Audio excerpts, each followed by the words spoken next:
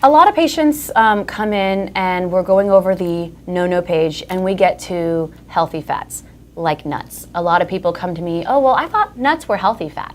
I thought avocados were good for me. Isn't that good fat? Now, yes, there is good fat and bad fat.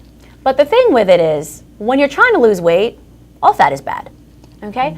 We have fat on our bodies. This is the fat we're already stuck with that we want to try to get rid of. Adding any excess external fat is not a good idea because now you have more to work with and your body would rather do that first because this has just been here so long, why bother? Let's just get rid of the excess. With things like nuts, just a tablespoon, basically the palm of your hand of like an almond is already 16 grams of fat. You're popping those in your mouth 3 or 4 times, you turn around, that's 50 grams of fat.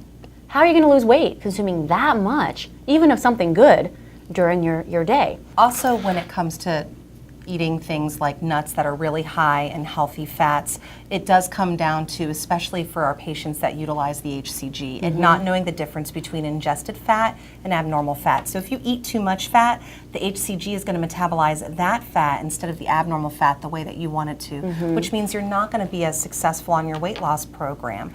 Also, with nuts, a lot of patients will look to these to be supplemental for protein because protein is a very big fad when it comes to weight loss and health.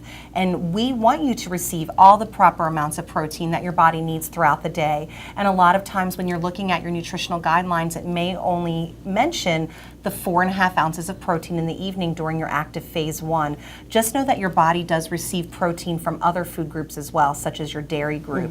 Your dairy group is going to be an option where we're able to go ahead and implement protein, but in a fat-free version. So then that way it's much more compliant with your food program.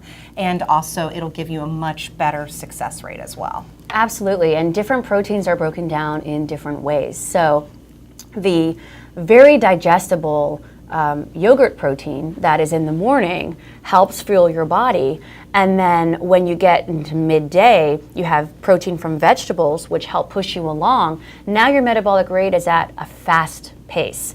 You don't want to wake up and have meat because your body's not awake yet. You just woke up. It can't break down animal proteins like that. It needs easily digestible ones. So you get lots of protein through the day, but we're picking and choosing on where the protein is coming from and what part of the day you're having it.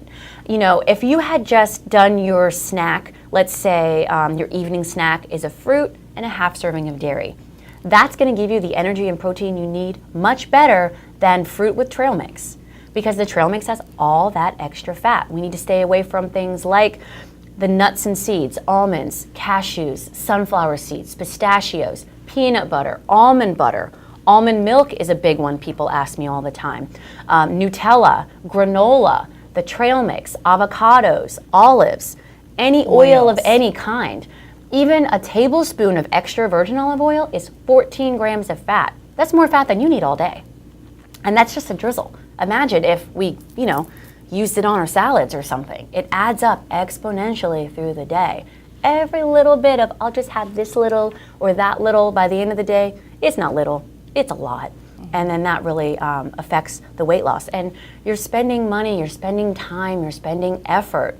Take the best effort to get where you want to go in the fastest way possible.